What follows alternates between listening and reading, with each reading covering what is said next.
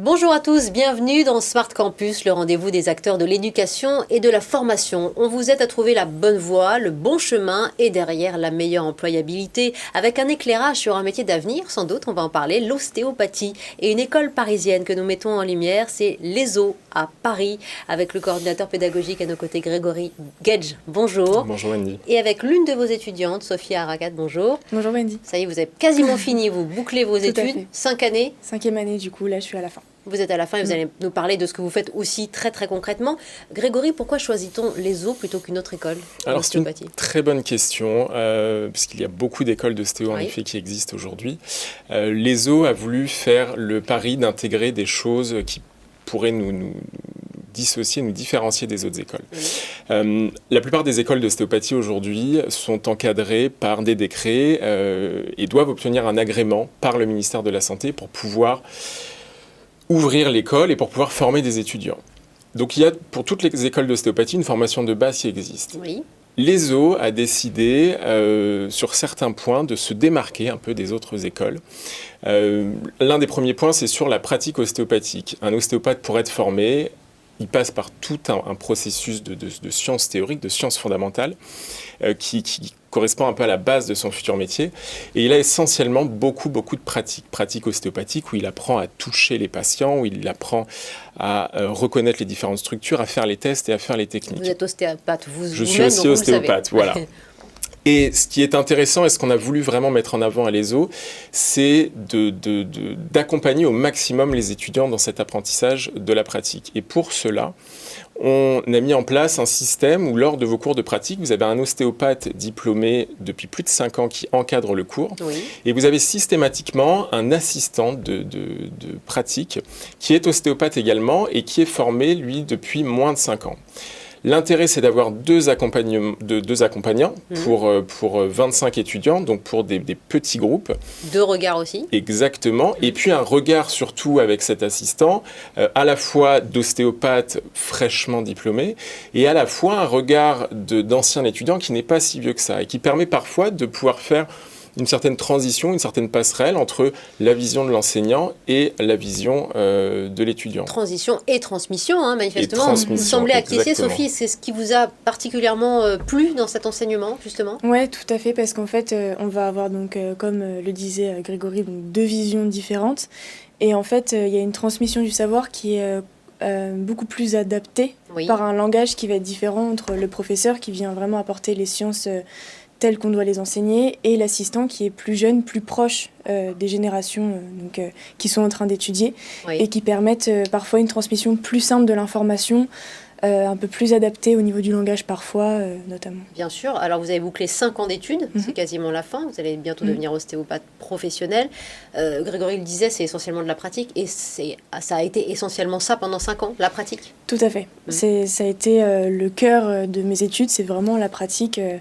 Au tout début de mon cursus, c'était vraiment tous les jours on pratiquait au minimum 4 heures, 4 à 5 heures, sans compter la pratique qu'on peut avoir également en dehors, parce que peut-être qu'on n'aura peut-être pas l'occasion d'en parler, mais on a une résidence qui est vraiment juste à côté de l'école et qui permet d'accueillir les étudiants de l'ESO.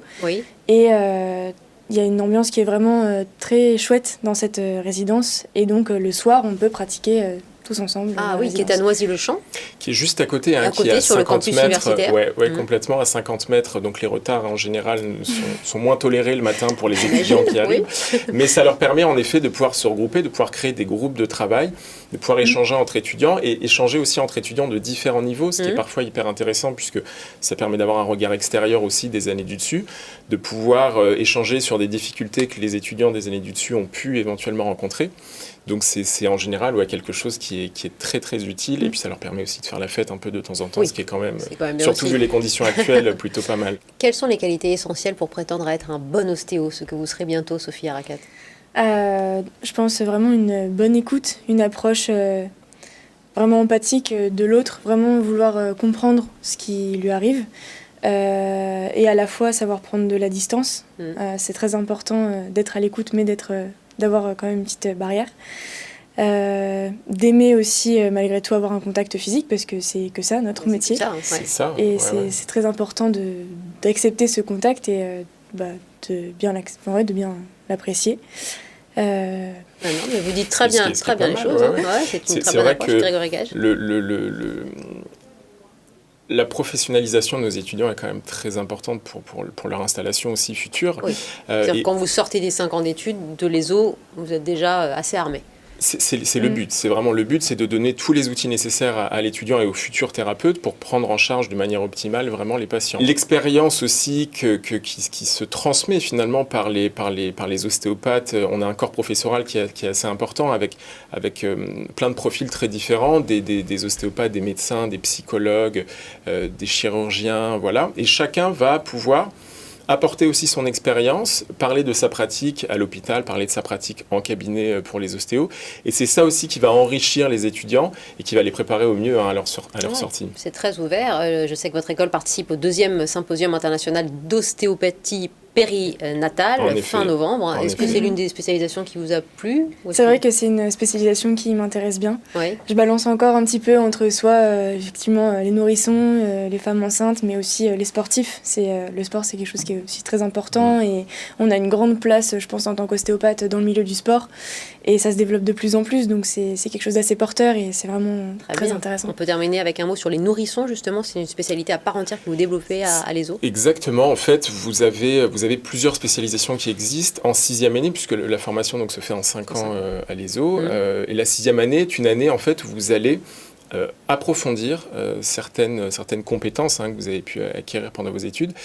La spécialisation de périnatalité, donc vraiment de pédiatrie, la prise en charge des femmes enceintes, c'est quelque chose qui est très demandé et qui est de plus en plus demandé donc, par les patients, demandé aussi par les futurs ostéos. Il y a énormément de maternités qui intègrent aujourd'hui la présence d'ostéos qui voient des nouveau-nés assez rapidement. C'est une voie d'avenir. C'est une voie d'avenir complètement comme le sportif, comme on venait de le dire. Donc voilà, donc c'est quelque chose, nous aussi, sur lequel on va vraiment insister. Et on a la chance d'avoir des partenaires avec des milieux hospitaliers, d'avoir aussi une clinique au sein de l'établissement qui est une des plus grandes cliniques de France en plus. Vous avez plus de 34 000 consultations par an, donc c'est quand même pas rien, avec beaucoup de femmes enceintes, beaucoup de nouveau-nés qui viennent. Donc ça permet aussi à nos étudiants et à nos jeunes diplômés qui se spécialisent en pédiatrie d'avoir vraiment cette possibilité de prendre en charge énormément de petits patients. Merci. Je ne suis pas ostéo, je n'ai pas vocation à l'être, mais vous avez très très bien dessiné les contours et les spécificités de cette école, l'ESO Paris, ce campus universitaire à Noisy-le-Champ. Bonne chance pour cette dernière année, avant donc la 6e et l'entrée dans votre propre cabinet aussi demain. Merci. Sophia Raquette. Merci et merci Grégory Gage. Merci à vous. Merci.